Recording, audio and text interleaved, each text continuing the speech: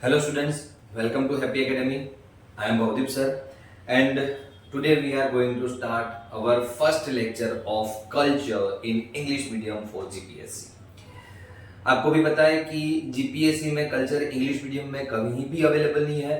सो ये first time अपन ने start किया है कि जीपीएससी में कल्चर जो है वो इंग्लिश मीडियम में बहुत बेहतरीन तरीके से आपको दिया जाए। So let's start our first topic of culture and our first topic is folk instruments. अब फोक इंस्ट्रूमेंट्स जो है उसमें जीपीएससी कैसे कैसे क्वेश्चन पूछती है, तो अलग अलग कितने टाइप्स है। सबसे एंशिएंट और सबसे जेनेरिक मतलब ओल्डेस्ट और मोस्ट एंशिएंट इंस्ट्रूमेंट कौन सा है, that is your first question. वो कहां कहां से बनते हैं, मतलब ऑब्जेक्ट्स कौन कौन से यूज होते हैं, वो सेकंड क्वेश्चन होता है। तो let's start our first topic, folk instruments. So first of all, there are main 4 types of folk instruments और ये जो चारों के चारों टाइप्स है उसके नाम आपको याद रखने हैं। फर्स्ट वन जो पहला, अब देखो यहाँ पे आप याद रखना कि यहाँ पे दो नाम मैं आपको दूंगा। फर्स्ट वन जो इंग्लिश नेम होगा, but GPSC will not ask you the main English name, but GPSC will ask you the ancient name, that means the Sanskrit name of types of instrument. तो सबसे पहले मैंने बताया कि there are mainly 4 types of folk instruments. First one is तत्वाद्य।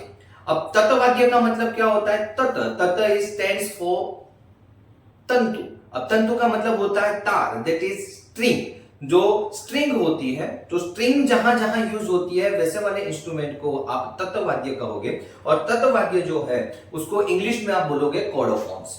The first instrument is तत्वाद्य, that is known as cordophone in English।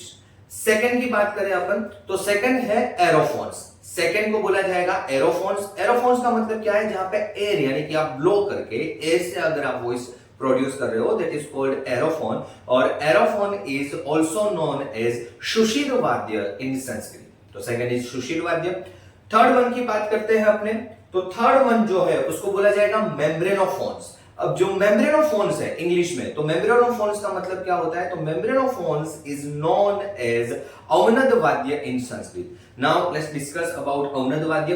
तो अवनद वाद्य में होता क्या है, तो there are main layer of leather. तो लेदर लेयर जो रहती है वो ऊपर रहेगी या फिर साइड में रहेगी, वहां से आप हाथ से या फिर कोई स्टिक जो होती है उसको मार के अगर आप वहां पे वॉइस प्रोड्यूस कर रहे हो, दैट इज नोन एज अवनद वाद्य। ठीक है। फोर्थ, तो जहां सॉलिड इंस्ट्रूमेंट्स रहते हैं यानी कि मेटल से या फिर सॉलिड, जैसे कि वुड हो गया या फिर मेटल हो गया, कॉपर हो गया, ब्रास हो गया, इससे जो इंस्ट्रूमेंट्स बनाए जाते हैं और उन दोनों को आमने सामने ऐसे टकरा के, फॉर एन एग्जांपल मंजीरा, तो मंजीरा को आप ऐसे आमने सामने टकरा के वहां पे वॉइस प्रोड्यूस कर रहे हो सॉरी। तो ये वाले जो इंस्ट्रूमेंट्स है that is solid instruments and that is also known as a घन वाद्य इन संस्कृत। तो these are main 4 types of folk instruments। अब हम धीरे धीरे इन सब के बारे में डिटेल में देखेंगे, बट सबसे पहला क्वेश्चन कि ये जो सारे इंस्ट्रूमेंट्स हमने देखे, ये सारे इंस्ट्रूमेंट्स के जो रूट है वो रूट हमें कहां से मिलते हैं, तो there is an ancient book named नाट्य शास्त्र was written by भरत मुनि। और ये जो नाट्य शास्त्र है उसमें हमें सारे इंस्ट्रूमेंट का रूट वहां से मिलता है, मतलब उसकी शुरुआत कहां से हुई, उसका यूज किसने किया, किसने बनाया, उसमें बनाने के लिए ऑब्जेक्ट्स कौन कौन से यूज है, एवरीथिंग वाज रिटन इन नाट्य शास्त्र बाय भरत मुनि। और भरत मुनि ने सिर्फ इंस्ट्रूमेंट्स के बारे में नहीं निकला, बट नाट्य शास्त्र के अंदर भरत मुनि ने आर्ट्स, कल्चर, म्यूजिक, डांस, इन सब के बारे में बहुत डिटेल में लिखा हुआ है। तो ये पहला क्वेश्चन कि आपके जो रूट है, चाहे वो डांस के रूट आपको हो या फिर आपके म्यूजिक रागास के रूट हो या फिर इंस्ट्रूमेंट्स जो है उनके रूट हो, वो कहां से मिलते हैं आपको, भरत मुनि के लिखे हुए ग्रंथ यानी कि एक जो बुक है नाट्य शास्त्र, वहां से मिलते हैं। चलो अब डिटेल में आगे बात करते हैं। तो सबसे पहले इन चारों के बारे में जो देखा उसमें सबसे पहले हम बात करेंगे तत्वाद्य की। अब तत्वाद्य क्या होता है, तो हमने ऑलरेडी देख लिया कि जहां पे स्ट्रिंग्स का यूज किया जाता है और स्ट्रिंग्स की वजह से अगर वॉइस प्रोड्यूस हो रहा है, दैट इज नोन एज तत्वाद्य। सबसे पहला question, what is the most generic और मोस्ट एंशिएंट तत्वाद्य और तत् इंस्ट्रूमेंट्स इज वीणा।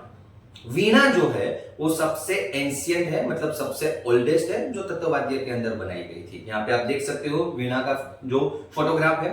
अब ये वीणा जो आप अभी यहाँ पे देख रहे हो ये मॉडर्न जमाने की वीणा है, बट हम बात करेंगे एंशियंट। अब एंशियंट का मतलब क्या होता है, तो उस जमाने में तो इतनी सारी टेक्नोलॉजीज थी नहीं, तो उस टाइम पे कैसे बनाया जाता था। तो अब यहाँ पे जो आप ड्राइंग देख रहे हो यानी कि चित्र जो आपको दिखाया जा रहा है वो ओल्डेस्ट मतलब एंशियंट एरा में जो वीणा बनाई जाती थी उसका चित्र है। सबसे पहले बात करेंगे कि वीणा जो है वो सबसे पहले किसने बनाई, तो veena was formed firstly by Lord Shiva.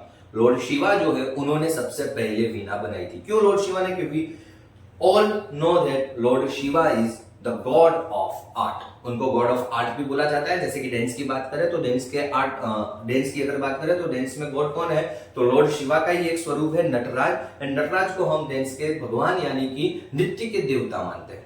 ठीक है, तो यहाँ पे आपको जो दिख रहा है वो ओल्डेस्ट यानी कि जो पहले के जमाने में वीणा थी उसको दिखाया जा रहा है। अब इसमें दूसरा क्वेश्चन आपको ये पूछा जाएगा कि वीणा जो है उसमें किस किस चीज का यानी कि ऑब्जेक्ट कौन कौन से यूज होते थे। तो यहाँ पे देखो नीचे आपको जो दो राउंड शेप दिख रहा है दैट इज गॉड। और गॉड का मतलब क्या होता है, उसको गुजराती में या संस्कृत में बोला जाएगा तुम्बड़ू। तुम्बड़ू जो है वो वन टाइप ऑफ फ्रूट रहता है, वन टाइप ऑफ फ्रूट भी नहीं बोल सकते अपन, वेजिटेबल बोल सकते हैं, जो उसको बेस बनाने के लिए यानी कि रेजोनेंट के लिए उसको यूज किया जाता था और उसके ऊपर रखा जाता था एक बैम्बू स्टिक को। बैम्बू की एक प्लेट जो होती है ना उसको वहां पे रखा जाता था। अब वहां पे हमें स्ट्रिंग्स रखनी है तो स्ट्रिंग्स के लिए छोटी छोटी स्टिक्स जो होती है ना वो ऊपर रखी जाती थी और उसके ऊपर अब मेन चीज आती है जिससे हमें वॉइस प्रोड्यूस करना है और वॉइस प्रोडक्शन के लिए वहां पे स्ट्रिंग चाहिए। अब दूसरी बात, एंशियंट एरा में जो मेटल है उसका एस्टेब्लिशमेंट तो हुआ नहीं था। अभी के जमाने में आप ब्रास का यूज कर सकते हो, कॉपर, स्टेनलेस स्टील, अलग अलग बहुत सारे मेटल का यूज करके आप कोई भी वायर या फिर स्ट्रिंग बना सकते हो। बट उस टाइम पे, अब मेन याद रखना, बहुत बार जीपीएससी ने ये क्वेश्चन पूछा है, उस टाइम पे स्ट्रिंग को बनाने के लिए किसका यूज होता था, तो उस टाइम पे स्ट्रिंग को बनाने के लिए यूज होता था the hair of horse pony. जी हाँ, hair of horse pony, horse की जो पूंछ होती है ना उसका जो बाल होता है उसका यूज किया जाता था। कभी देखा है आपने, अगर कभी मौका मिले तो देखना, अगर हॉर्स की पोनी का जो बाल होता है ना वो हेयर को अगर आप लेके ऐसे खींचोगे ना तो आपका हाथ कट जाएगा, इतना तेज होता है। उसको कैंची के अलावा आप काट नहीं सकते, इसलिए उसका यूज किया जाता था। और धीरे धीरे उसका शियर स्ट्रेस जो है वो पहले कम रखा जाता था, फिर धीरे धीरे उसका शियर स्ट्रेस और टेंशन थोड़ा थोड़ा बढ़ाया जाता था, जहां से वेरियस टाइप ऑफ वॉइसेस जो है वो प्रोड्यूस किए जाते थे। तो ये देखा हमने वीणा के बारे में। वीणा के बारे में इतने ही क्वेश्चन आपको पूछे जाएंगे। चलो तो अब दूसरे पे आते हैं। सेकंड इंस्ट्रूमेंट हमारा है रावण हत्था। रावण हत्था आपने देखा होगा, यहाँ पे जो वो चित्र में दिख रहा है वो है रावण हत्था। अब रावण हत्था जो है सॉरी, रावण हत्था जो है वो सबसे पहले किसने बनाया, तो रावण हत्था को क्लासिकल नोट्स में रावण हस्त वीणा के नाम से भी जाना जाता है। उसको रावण हस्त वीणा क्यों बुलाया जाता है, तो उसके पीछे पूरी एक स्टोरी है। चलो वो पहले स्टोरी देखते हैं।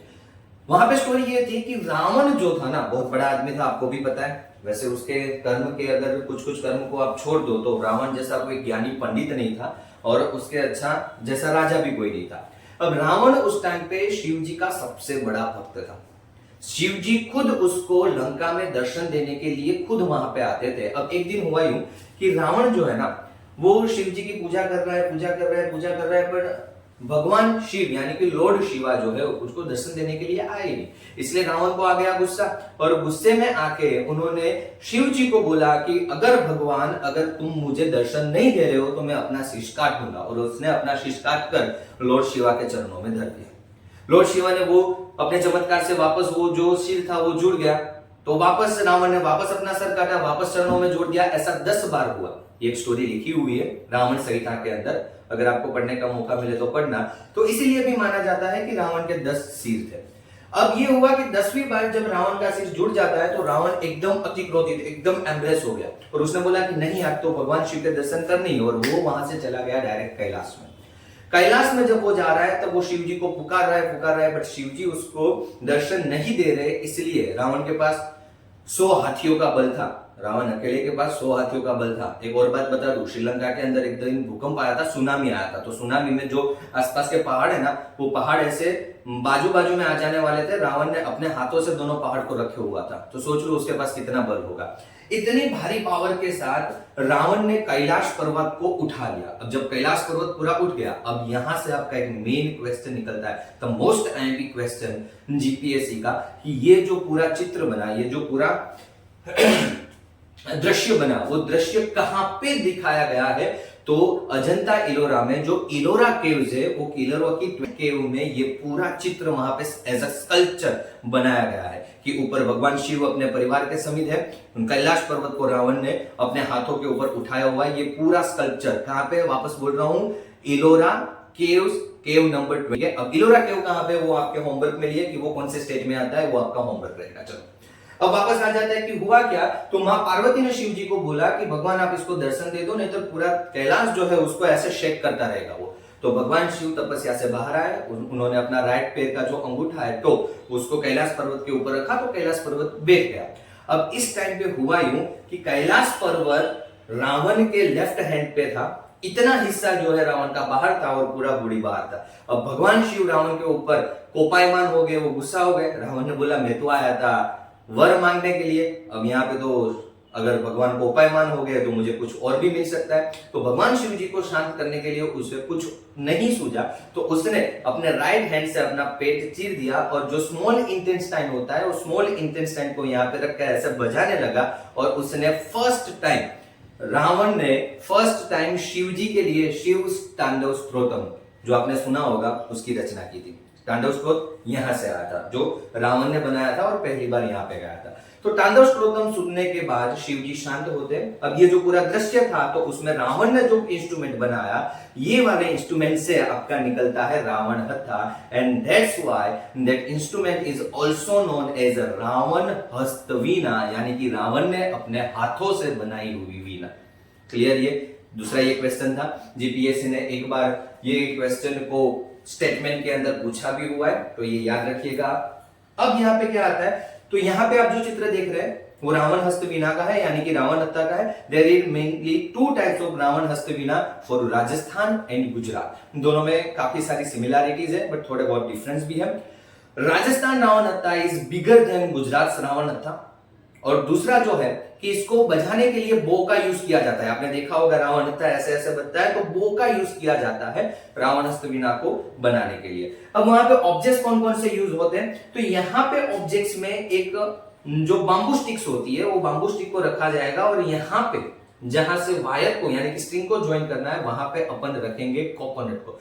कोकोनट को जब आप किसी भगवान या मंदिर के सामने अगर आप जैसे वहां पे चढ़ाते हो, तो उसके जो 2 हिस्से हो जाते हैं ना, उसमें से चोटी वाला हिस्सा निकाल दो, जो दूसरा हिस्सा नहीं रहा उसमें से कोकोनट निकाल लिया, तो जब जो शेल बता, वो जो शेल्फ होता है ना, वो शेल्फ को वहां पे रखा जाता है और उसके ऊपर लेदर लेयर लगाई जाती है। फिर वापस छोटी सी स्ट्रिंग रख के वहां पे वापस स्ट्रिंग के लिए किसका यूज करेंगे अपने, तो स्ट्रिंग के लिए अपने यूज किया करेंगे hair of horse pony. Clear? तो ऐसे करके फिर बो रख के उसको बजाया जाता है। अब रावण हस्तवीणा में मैंने बोले कि there are 2 types, Rajasthan and Gujarati. Rajasthan का जो रावण हत्था है that is bigger than Gujarat Ravan Hatha, और दूसरे जो मेन डिफरेंस है वो है strings difference. Rajasthan Ravan hattha carries 3, 5 and 1 string. 1 string is called one तंत्री, यानी कि एक तंत्री।